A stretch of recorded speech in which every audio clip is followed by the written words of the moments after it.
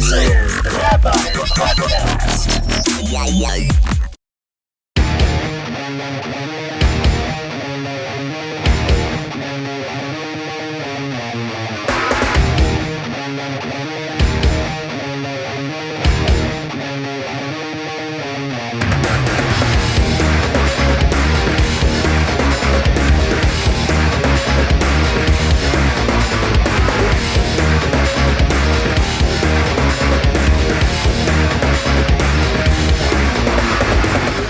Hello to everybody out there. Yes, you guessed it. I'm Rabbi Pinchas Landis of Partners Cleveland, and I'm here with the one, the only, I'm running out of adjectives and adverbs to describe him. So I'm just going to introduce him. My cohort, my co-host, Rabbi Gamliel Nussin Spiro. Rabbi Spiro, how you doing today? I'm recovering from my COVID shot still, but I'm okay. Yeah, it's the problem is you must have gotten the Moderna one, and Pfizer. You got Pfizer, really? Wow. Okay. I had it very bad. Apparently, however bad you had it is how bad the shot is. That's what people told me. Oh, interesting. Even because when I had it, every person's different. Every single person's different, so you can't really give it. That's the bottom line. That's the bottom line of life. That every single person is different, and definitely. I thought of a good mussar the other day for life, regarding a technology mussar. Right? What do you do if your computer is bugging out or your phone is bugging out, just being difficult? What's the first 8 of it? And it works 95% of the time. Just turn it off and restart it again. That's the old days. You're thinking about when you were in Atlanta and you had a black and white TV with rabbit ears on top, and you and your family were watching Sanford and Son, and you wanted to get a better picture. Hey, you hit it. Fine, that's 1977. Well, exactly. But for those of us who are in the 2020s, and we have more modern things, so you turn it off and start it again. And that's such a great musar for the idea of ischadshus, right? The world is constantly being recreated anew. There's constant new opportunities for a person to grab onto, and even if something is bad, okay, you can't let it get you down. You have to say, okay, I'm not going to be me, Aish. I'm not going to give up. I know that Hashem loves me. I know there's other opportunities to succeed. Now I'm going to succeed right now. So you can even succeed in the middle. It could be in the middle of a presentation. You're thinking to yourself, I'm not giving it over the way I want to, the way I envisioned I would. Just at that moment, take a brief break, and you could start again fresh, and you could present it the way you envision yourself doing it in all your practices. And it's a great yesod for life, I found. I know it sounds like corny, but it's a good yesod. It's 100% true, and that's the bottom line. I remember I once heard from my dear friend and mentor, Rabbi Pesach Krohn, that he said one of his big kashas, one of his difficulties hashkafically on the Ribbono Shel Olam, on the Almighty, is the fact that he created mankind with the need for sleep. Right? Because let's face it, Rabbi Spiro, you're a doer, you're a busy guy, you have tremendous ambitions that you're working on for the Jewish people, for the yeshiva, for City Cleveland, etc. And let's face it, sleep gets in the way. What's that? You make me feel so good when you say that. I don't know if it's true, but you make me feel so good.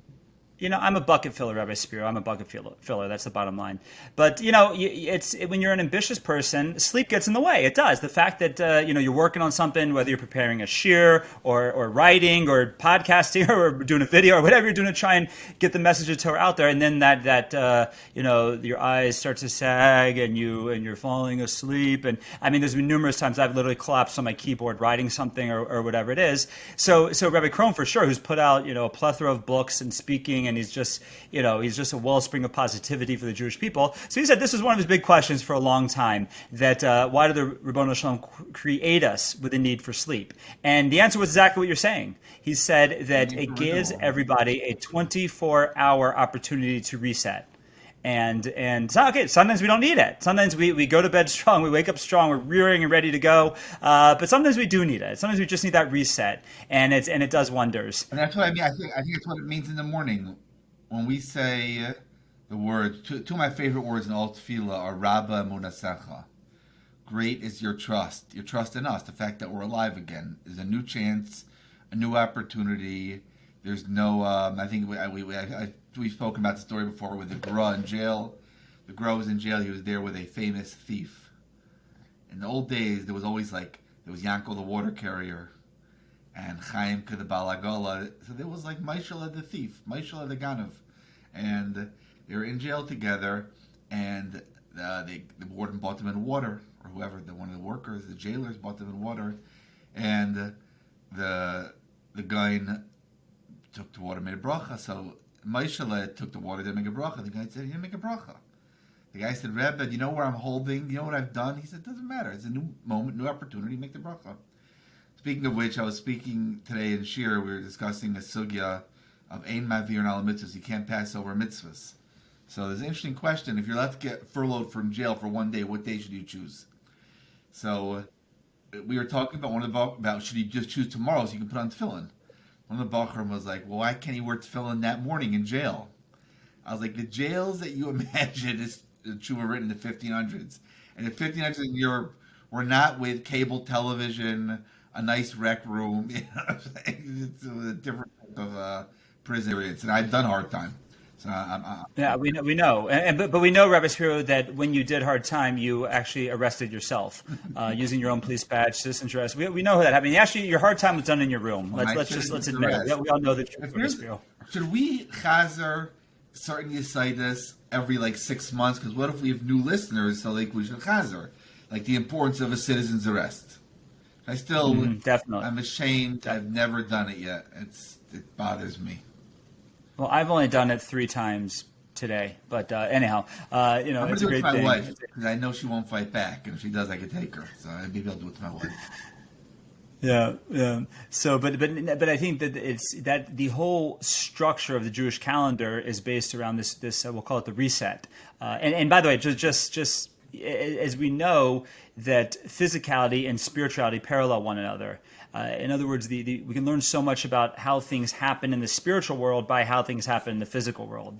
See, we think when we talk about the spiritual world in anthropomorphic terms that it's describing things in human terms so we can understand what goes on in the spiritual realm.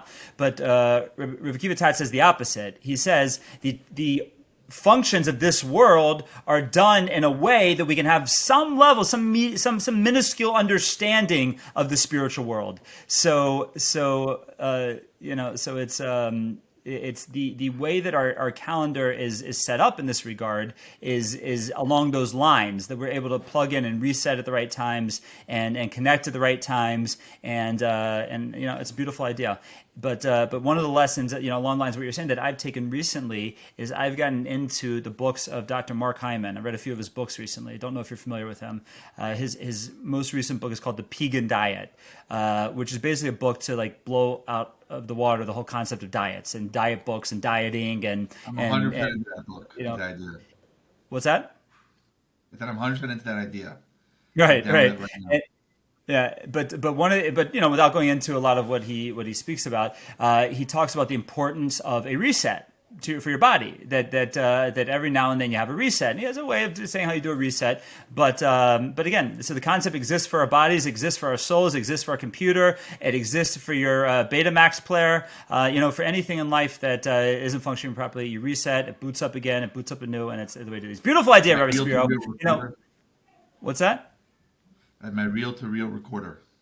Your reel-to-reel recorder. Right, exactly. That's how we're actually recording this podcast, on a reel-to-reel recorder. That's how we do things now. So, Rabbi Spiro, you've already given me such a golden gem, and if that's all I learned today, I can thank my mother for having me. But we want to jump into a topic that has been inspired by a book that both Rabbi Spiro and I are reading. Now, by Rabbi Spiro and I reading it, what is actually going on is every night before I go to bed, Rabbi Spiro comes and reads the book to me because, as we all know, I'm illiterate in 5 languages. But no, he's already finished the book. It's been referred to. I've been talking about it for a year now. It's the biography of R Noach Weinberg, the founder of Yeshivas Aish HaTorah.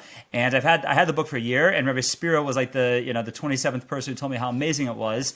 So I finally started reading it, and so far it is amazing. And before we delve into some of the ideas we want to bring out from the book, there's such an intellectual honesty from the way the book was published. Right, exactly. In other words, the book was not published by one of his students.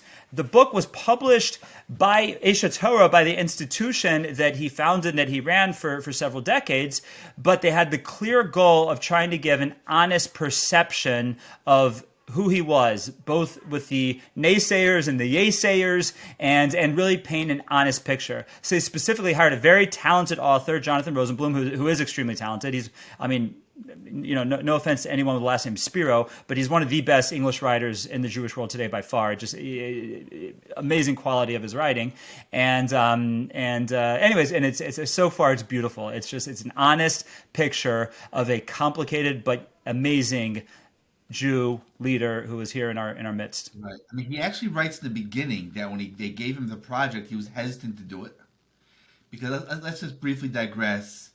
To explain, this is a very known idea in the Frum world. There's two types of kiruv, essentially. There is, I'm going to leave Chabad on the side because Chabad does great things too, but I'm not as familiar with it, being able to explain their kiruv methodology. In the literature world, there's Aish, HaTorah, and R Noach. In the beginning, Rabbi Schiller and Randall Weinbach and R Noach Weinberg and R Rosenberg were all together in one institution. Was that Shema Yisrael, or that was R Noach, whatever it was called. And they split off, really, the main split was between those three and R Noach Weinberg, because R Noach was the opinion of our goal is to integrate boys, non-religious boys and girls, and their girls schools, for like Neve, for example, into the Frum system. That's our goal, and to make many people as Frum as possible. R Noach Weinberg said we need soldiers on the ground. And our goal is not necessarily to get them to learn in the Beis Medrash, but to be out there and fighting. There really is. I mean, I think the analogy is very apt, but I have a question on it though. A second Holocaust. It really is a second Holocaust. The amount of, when we live in a situation where in the Boston Globe, the cities of former conservative rabbis took out a full-page ad saying that, of course, the Torah supports gay marriage. And they wrote it as a given. And this is, and he held it was a Chil Hashem of massive proportions. That most of the children of Hashem have no connection to him. He held it was a perpetual 24/7, 365 day a year Chil Hashem. We have to fight it. So, and there was two different Malachim. So Rabbi Yonatan Rosenblum, if you look at the beginning, he writes Rabbi Yonatan Rosenblum is a product of R Noach, and he specifically told them, why do you want me to write the book? And they said, no, we want someone from the outside. So I really applaud. We know there is a problem in the Frum world. There's stories we all know. But then when we publish anything, we always put it under the thing. I understand. There's Lashon Hara. There's other reasons why that we don't want things to be critical. We all know that there's a certain things getting shoved under the carpet. But at the same time, there's nothing being shoved under the carpet in this book. It says openly. It goes to the disagreements they have. So first question I want to ask, and the book is. I'll tell you what amazed me. I'll tell you the general idea is a person who walked around 24/7, thinking, "What can I do for Hashem? What can I do for His children?" You don't have to agree with all his conclusions, and I think that's part of the purpose of the book. But it's to make you realize, and also what one person can accomplish. The amazing. He had one of his students to build honest reporting. I'm not sure if honest reporting still fully exists anymore, but we even talk about that. I also have questions on honest reporting. But it's basically one guy, Rabbi Shraga Simmons, started to fight the media inequality, how Israel's treated the media, one person, and eventually making an email list, and he changed policy. Never BBC. BBC is anti-Semitic to the core. You'll never get them to change. But it's CNN. And other major Reuters. So here's a question I have on his Mahalach, which, and by the way, before we get to your question, can I just point out just a prelude, and what I always say is one of the most inspirational things about Rav Noach Weinberg is that for people my age, people your age, because we had to remember, Rabbi Spiro, you are still my senior by a few years, but people in our tkufa, people alive today, they see you go to the Kosel, you turn around, you see the Aish World Center taking up half of the Rova, half of the old city of Jerusalem. You have all the branches worldwide. You have Aish.com, et cetera, et cetera, et cetera. You have this, like you said, the major impact that he made. And from looking at things with 2020 hindsight, whatever that means, I don't even know what that means. But it almost looks simple. Like he had a golden touch, he had a Midas touch. Everything he touched turned to gold, and everything was great. He started an institution, it was successful. It was Pufa cared. It was anything but the truth. First of all, you mentioned the machlokas, the fight that, or the split with Shema Yisrael or Somayach, but that was, if you, I assume the book does, I haven't gotten to that part yet, but I've heard it was upwards of 7 or 8 institutions that he founded before Aish HaTorah and that failed. I mean, you think about it for a moment. Most people, that's why you have to give out these 8th place baseball trophies to kids, because if we're so afraid that if a kid fails once, they're never going to get up again. They're never going to try again. You were one of those kids. You're a snowflake.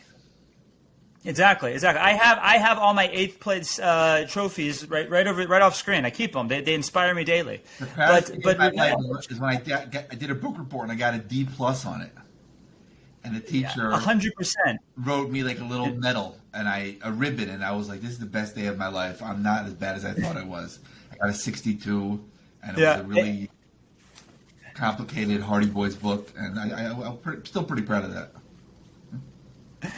But that's what's amazing. Everything we're going to talk about, everything we already talked about, everything we're going to talk about was he did not look at his failures. It's the famous zug that we always say. I actually found out that it was originally said by Nelson Mandela, who is not such an Ohev Yisrael, but the concept of there's no wins and losses, there's just wins and learning experiences, and that's how R Noach Weinberg took it. That every failed institution, it wasn't a failed institution. It was, I just learned how not to do it. It's like they say by Edison, the light bulb. Like how was it that what motivated him to keep going after he failed 1,000 times? And he said, I didn't fail 1,000 times. I just learned 1,000 ways not to make a light bulb. Right? So Rav Noach learned whatever it was 7 or 8 ways not to make a kiruv institution, and then he got it for his mahalach. He got it right. So on with your question, Rabbi Spiro.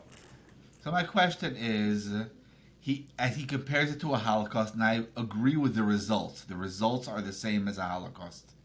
Absolutely. I don't think there's anyone who could say otherwise at the great tragedy of the lack of relationship we have to our Father in heaven. On the other hand, the Nazis was an external force, and it didn't involve Bechira Chavshis. It just involved a terrible, we'll call it even a satanic force unleashed in the world that Hashem allowed to exist. Hashem didn't stop. And it was our job we didn't do that much, but we did as much as we could. Right? Different Gedalim were saved, and different communities were saved, but not as many as we could have, but there were efforts made. Whenever you're dealing with Bechira Chavshis, I remember when I first would have even guys over in Eretz Yisrael. So when I was a younger man learning in Mir Yeshiva.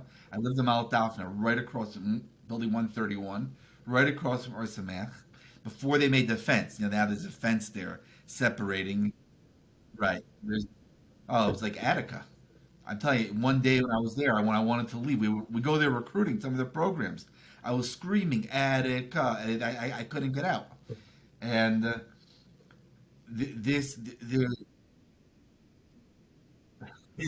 him leave. Those were right nearby, and I remember I was taught I'll have guys over. By the end of the meal, they'll be frum, right? And then what would happen? Of course, we'd have guys over, guys that Jeff Seidel had sent over, would just come to our Somayach. Sometimes guys who've been there for a while, and you know and I know it doesn't work like that. Some guys did good, some guys didn't do good. Some guys came and were inspired. There was one guy who came, he did so amazing in the beginning. I used to give a little, by supper, I used to give a little shir there to a bunch of guys, and he went back to America just to pick up some of his stuff, met up with his old Gaisha girlfriend, and he never came back. But you realize these are human beings.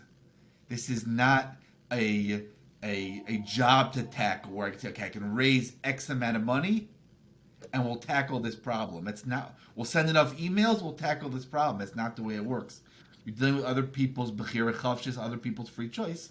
So I don't question the idea there has to be a vehicle necessary for kiruv v'chaikim, but I do question the specific analogy of how we're losing people, of bringing them back. It's not the exact same thing. And anyone in Kiruv will tell you it's more. And that's a great point. So people are actually confused about why Dr. Seuss was canceled, and the reason that he was canceled was because of the book. What's it called? The Snitches. It was called, I think. Oh, really? Right, the book, The Snitches, which I know is one of your favorites, Rabbi Spiro. I like all Dr. Seuss books. Right, and the reason he was canceled because of that book is not what you might think. It's the fact that he in the book there was this machine you could like turn into like one of the star belly people or the non-star belly people, that, sure. and he made you think that Kiruv was as easy as throwing people into a machine, Right. and it's not that easy. So therefore, we had to cancel him because of that. So yeah, go I ahead. read Sorry. the book 26 Kids Named Dave. That's one of the. It's a story in a book. It's a great book, great story about a lady with 26 kids, and they're all named Dave. How confusing it is. So I named all our kids Dave, boys and girls. Wow. My wife though didn't let erase the names on the birth certificate, and by the bris told the mail to they got to change the name. Cancel culture. I'll tell you. In any case, Anyhow.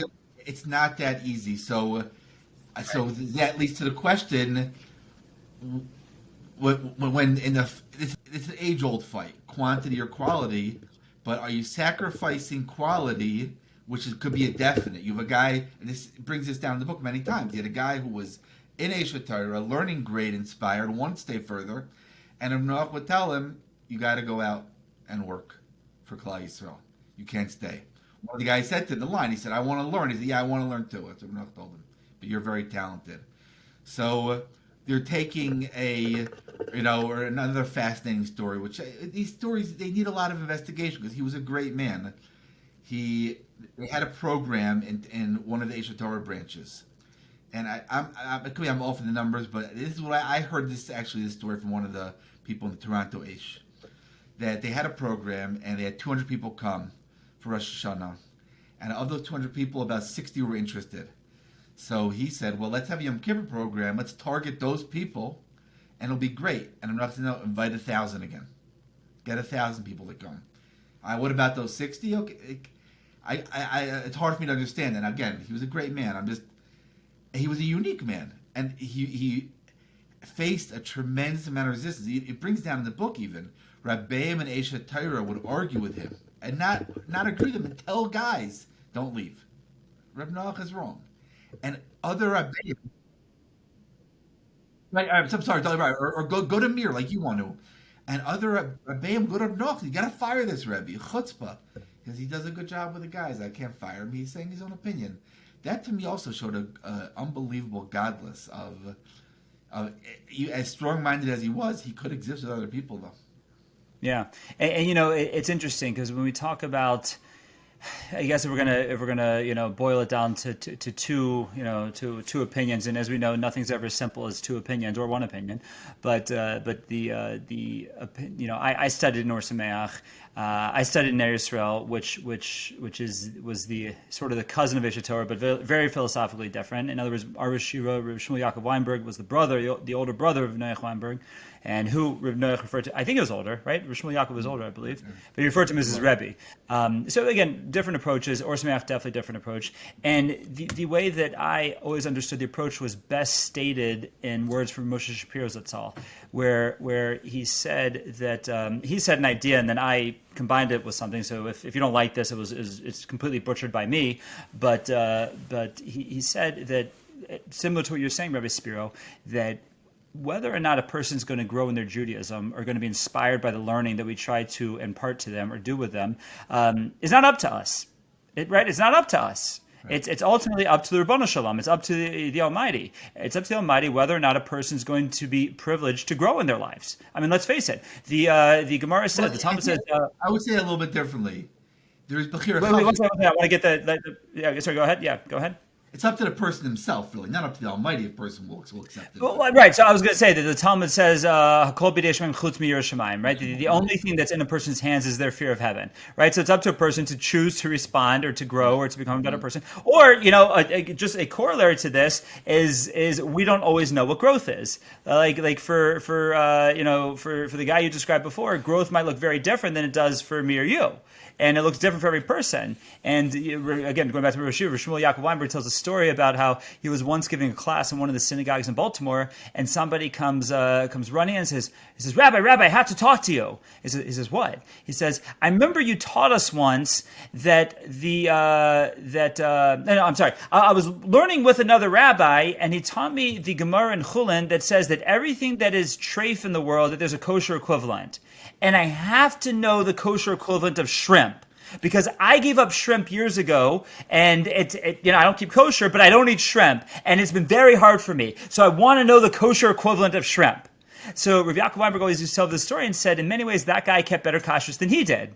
Right, with all the das, and with all the mahudra way that Rav Yaakov Weinberg kept kashrus, that because that guy, it was a challenge for him. It was a regular challenge for him to not eat shrimp, whereas Rav Weinberg was brought up as Slonim Chassid, brought up keeping kosher, was second nature to him. So, but going back to this idea of Moshe Shapiro, that it's not up to us whether or not a person's going to grow, but what is up to us? Whether or not we're going to be involved with the mitzvah.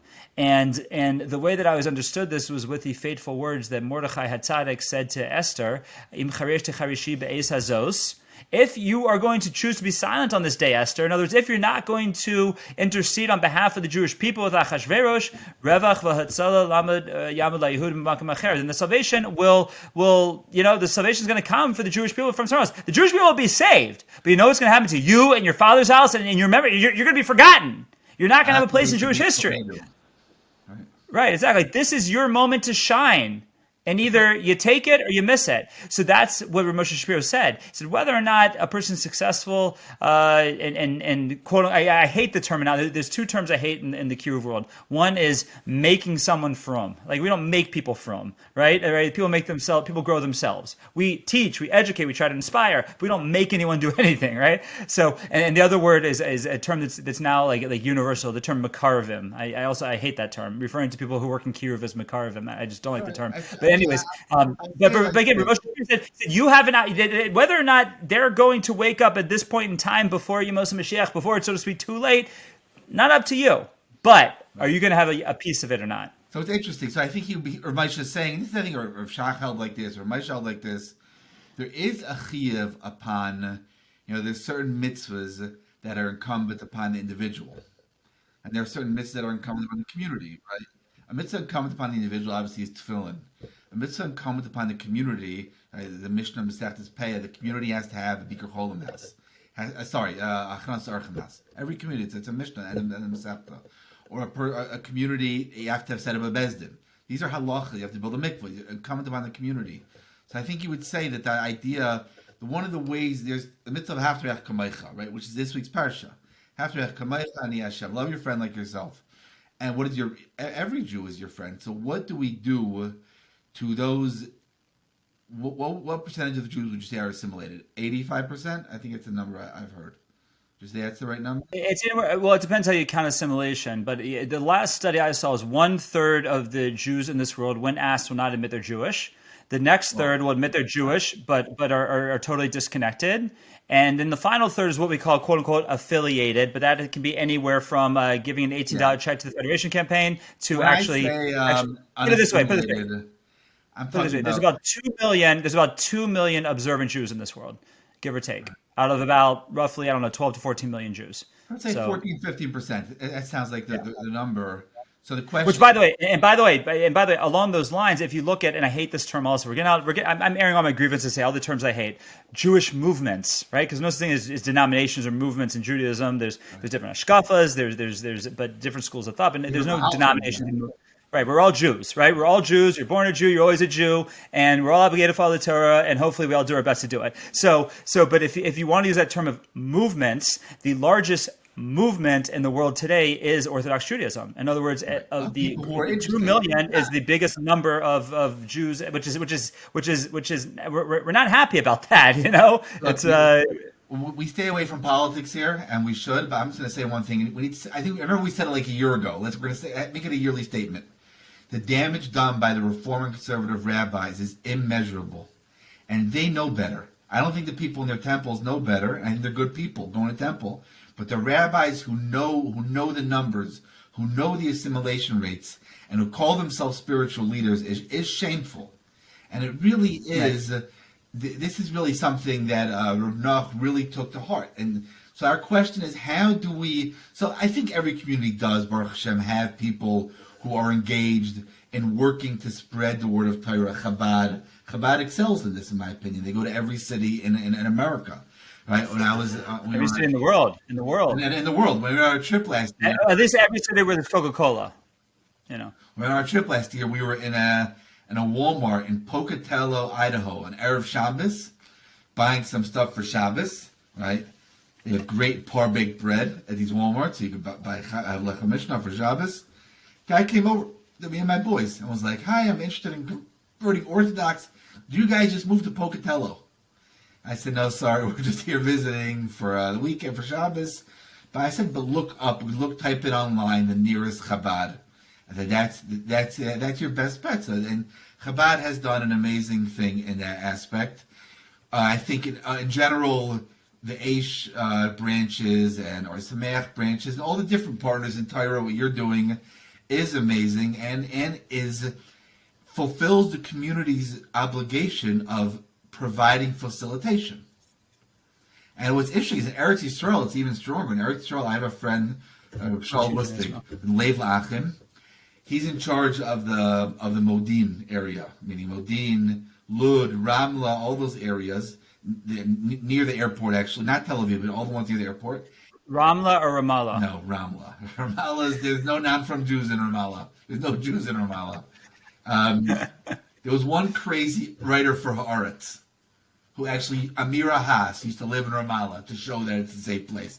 But there's no Jews in Ramallah.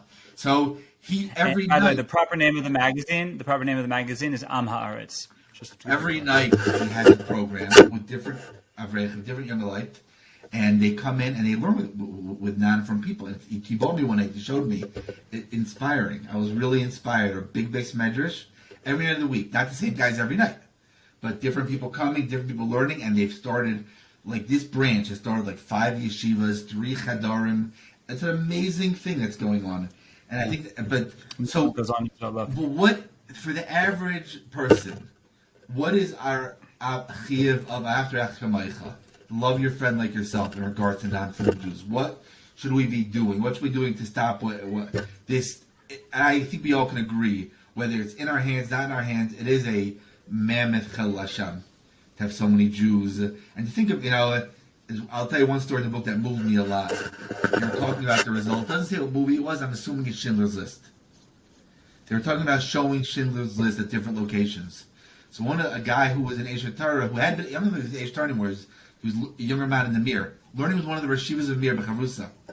So he asked him, he said, "What do you think about Aish HaTorah branches showing," again, it didn't say Schindler's List, I'm assuming it's Schindler's List, even though there's improper scenes in it. So this Reshiva said to him, "I don't know, can something bad come from something good? I don't know." So he said to him, "I want to tell you something. My sister's married to a Catholic. Their kids are raised in the church. I have nephews who are church-going Catholics, Leilenu. They are Jews and they go to church and they hold themselves to be Catholics. Isn't it a time of Eis Tzara where we take out all?" And Rashi said to him, "You're right."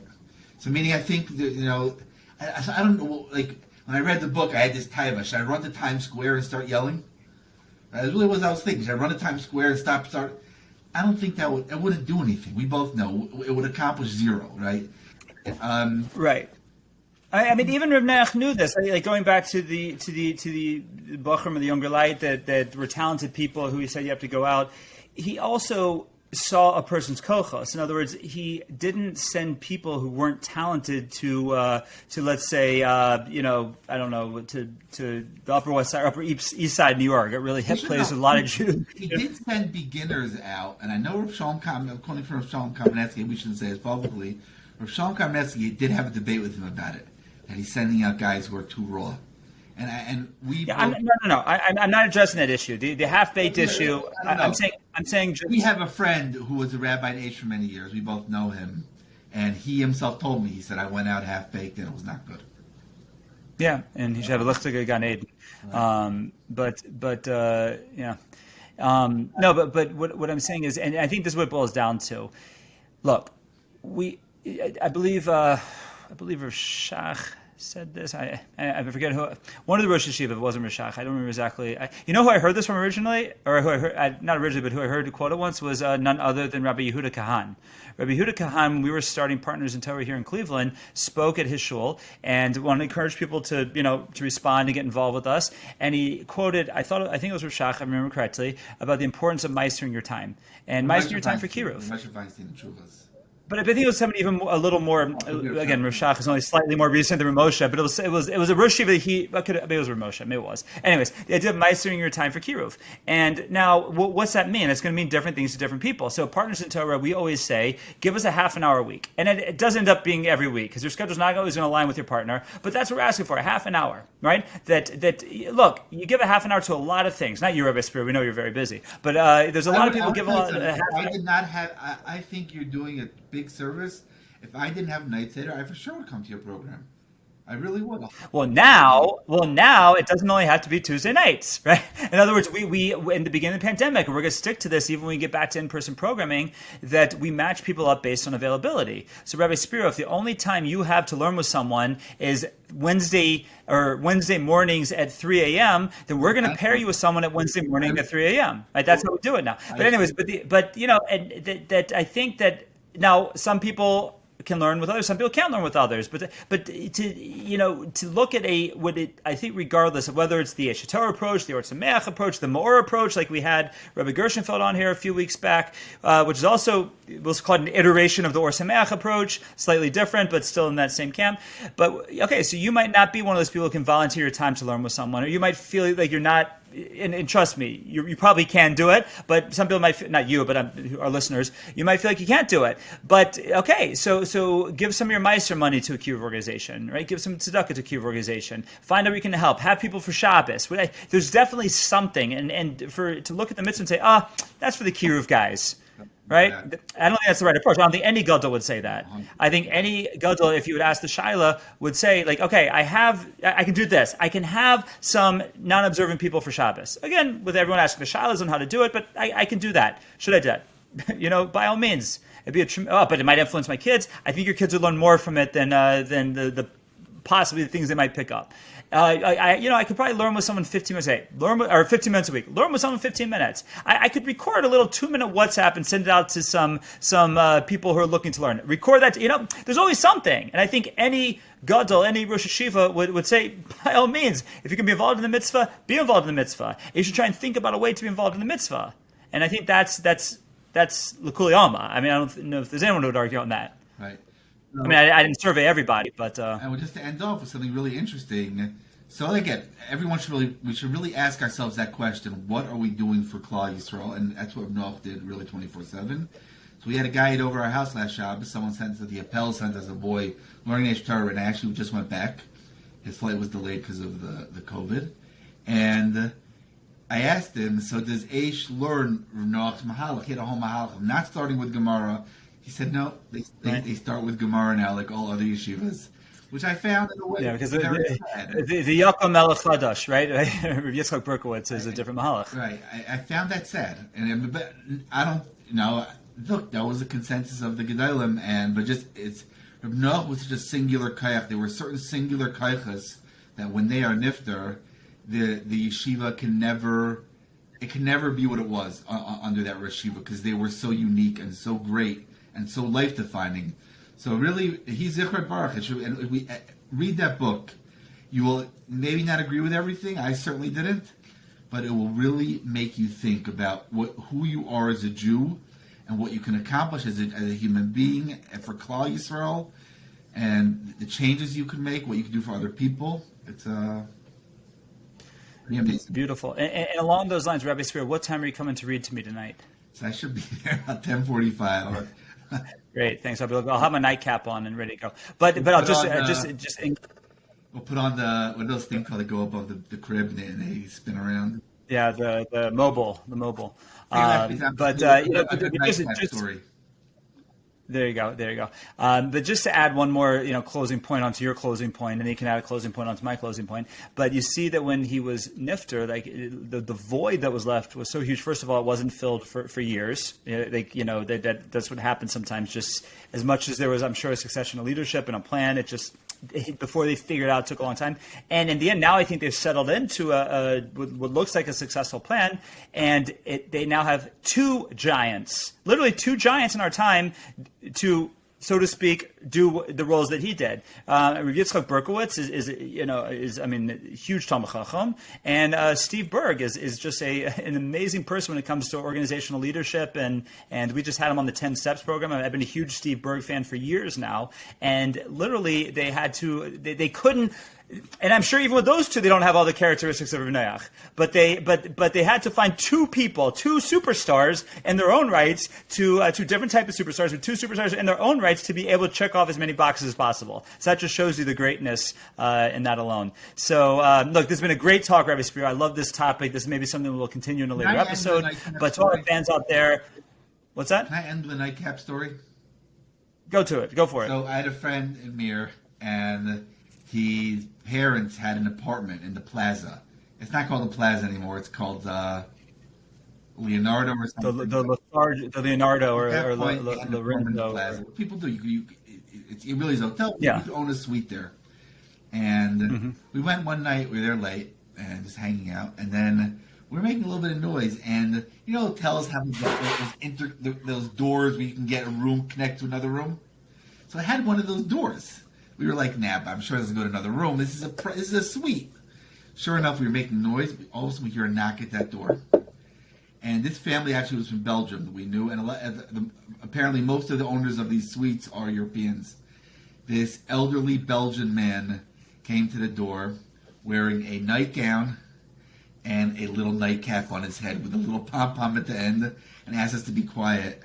And we apologized, and we could not stop laughing. It was one of the funniest things I ever saw. And that's how I always wanted to really be like that, to wear a nightgown. Who wears a nightgown? Which men wear nightgowns? He's wearing a nightgown and a pom-pom cap. It was beautiful.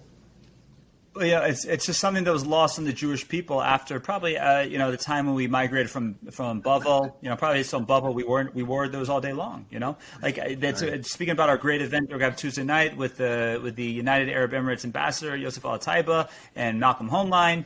That I was very upset because I heard the ambassador was going to show up wearing a suit. Now, if you Google him online, you see that sometimes he wears a suit, but every now and then he wears the robes and the keffiyeh. And I really wanted the robes and the keffiyeh, but you'll take what you can get in life. But anyhow, a beautiful story, Rabbi Spiro, great topic. And to our listeners out there, please, we want to hear from you. If there's a topic you want to see us address, please email us, call us. If you want to get the message to Rabbi Spiro, send some pigeons, some what do they call it, messenger pigeons or whatever it is. I heard that his Morse code machine is working, so you can send him things via Morse code. And Morse code, not Morse code, Morse code, tomato, whatever.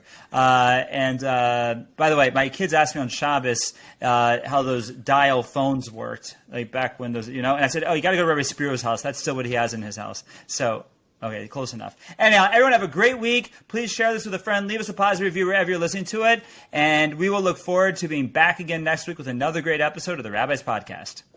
Have a great week.